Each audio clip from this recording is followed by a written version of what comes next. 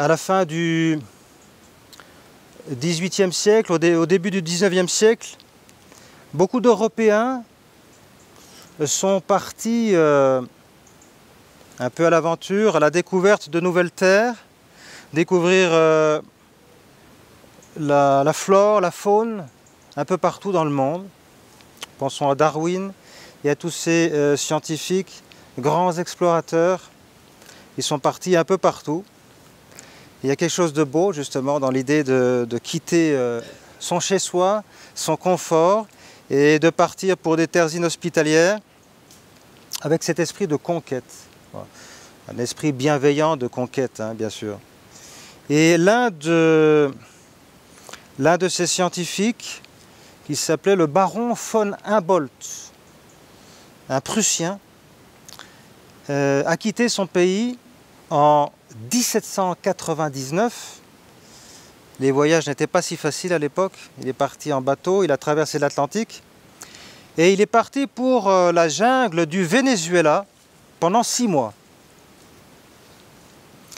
Et avec des carnets pour prendre des notes et avoir vraiment cet esprit qui s'est trop perdu, malheureusement, cet esprit de celui qui observe de façon très neutre et bienveillante, qui tâche d'être le plus attentif possible, avec une vraie capacité d'émerveillement, comme eh bien, le pape François nous y invite dans son encyclique Laudato Si, cet esprit d'émerveillant par rapport aux beautés de la création, à trouver la sagesse de Dieu dans la création.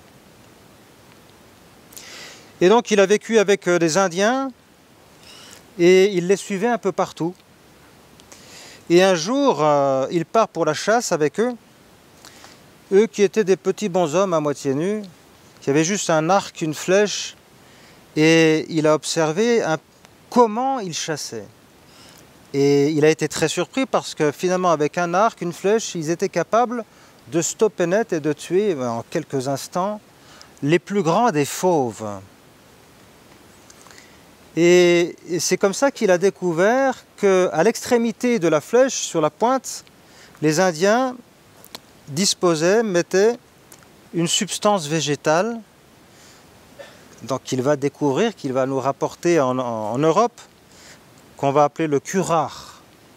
Et il a observé que si cette substance pure entre dans le sang, elle se diffuse très rapidement dans le sang, atteint les centres nerveux, les organes vitaux, et l'animal très vite est paralysé et meurt très rapidement. Et puis un autre jour, il va faire une découverte étonnante aussi. Il tombe malade et se retrouve sur une paillasse dans une hutte, à ne plus pouvoir se lever, à avoir des courbatures partout dans le corps, avec des muscles tétanisés. C'était très douloureux, très incapacitant, très invalidant, très pénible. Il a même cru sa dernière heure arriver. Et il a vu arriver dans sa hutte le médecin du village, le medicine man, le chaman, et qui, dans un bol dans lequel il y avait de l'eau, a mis justement cette substance qu'il avait découverte, là, le curare, et lui a proposé de boire ce bol. Alors bien évidemment, il a refusé. C'est vrai qu'il avait vu à quel point les effets étaient foudroyants sur des grands fauves, et lui, il n'avait pas la consistance, la taille et le poids d'un grand fauve, donc il s'est vraiment là senti en danger, a douté même des intentions des gens du village.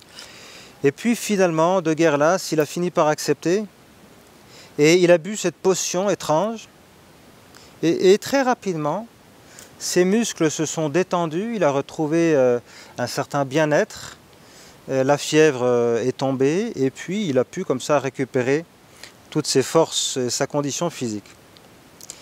Alors il a observé donc que la même substance soit était utilisée pour entrer dans le sang pur et produisait la mort, entraînait la mort. Ou alors, fortement diluée par voie orale, cette même substance apportait au contraire une espèce de bien-être finalement. Voilà, il se sentait bien. Alors, nous pouvons considérer que notre vie chrétienne, que notre christianisme est à l'image de ce curare. Soit nous choisissons de le prendre pur, soit c'est un christianisme intégral et radical, radical dans le sens authentique, hein, pas dans le sens où on va faire du mal à son prochain, dans le sens où on est chrétien et catho 100%, qu'on vit ça de manière très, très honnête, très sincère, en étant complètement investi. Et dans ce cas, en effet, c'est la mort. La mort du vieil homme. La mort du vieil homme, parce que notre vie chrétienne consiste à faire mourir le vieil homme. Ça, il faut pas être trop attaché au vieil homme. Et il faut laisser toute la place à notre Seigneur Jésus-Christ. Hein. Saint Paul le disait, ce n'est plus moi qui vis, c'est le Christ qui vit en moi. Mais ça ne se fait pas comme ça. Jésus, notre Seigneur, respecte notre liberté et il nous propose, et je pense qu'il est très convaincant, il nous propose de laisser mourir le vieil homme, de nous laisser faire, de lui laisser prendre toute la place en nous. Voilà. Mais il ne peut pas nous y contraindre. Donc soit c'est ce christianisme-là, qui est assez peu pratiqué, il faut bien le reconnaître aujourd'hui, surtout chez nous en Occident, ou alors c'est le christianisme mitigé, voilà, qui apporte un certain bien-être, il est vrai, qui peut nous donner aussi une certaine bonne conscience, voilà. Un christianisme très dilué, qui permettrait de jouer un peu sur les deux tableaux, de se donner bonne conscience, surtout en regardant les autres, vous savez, un petit peu comme le pharisien qui est au temple et qui finalement qui se trouve quelqu'un de bien en se comparant au publicain. Vous voyez, Seigneur, comme je suis, finalement une personne qui fait déjà des choses intéressantes dans la vie quand même. C'est déjà pas mal ce que je fais. Voilà. Donc une petite vie tranquille, un certain bien-être. Alors c'est un choix que nous devons avoir devant les yeux. La première chose, c'est ça, c'est la lucidité, d'y voir clair. Ce camp est l'occasion pour nous de revenir un petit peu aux fondamentaux, de revenir à l'essentiel, de faire le point, de faire une pause, de voir où on en est, d'examiner sa conscience, de relire un peu sa vie. Peut-être aussi de réfléchir déjà en langage chrétien, on dira à des résolutions à prendre pour après la retraite.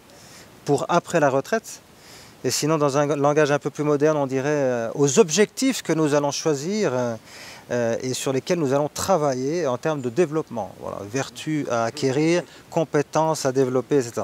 Bon, c'est la même idée, elle est présentée de façon, je pense, positive. Et peut-être avec moins cette connotation de pénitence qu'il y a dans résolution. Un mot résolution, il n'est pas très glamour. Alors, voilà, les objectifs positifs sur lesquels nous allons travailler dans notre propre vie, pas forcément tout seul, mais aussi avec nos frères chrétiens, nos frères les hommes, nos frères en masculinité. Confions à Notre-Dame du Rosaire, que nous avons honoré il y a quelques jours, puis c'est le mois du Rosaire, vraiment notre bonne maman du ciel, la mère de la grâce, qui est pleine de tendresse, mais qui est aussi forte comme une armée rangée en bataille, qui écrase résolument, sans aucune hésitation, la tête du serpent. Demandons-lui qu'elle nous donne cet enthousiasme, ce zèle, ce courage, voilà, pour choisir résolument Jésus et le mettre à la première place dans notre vie.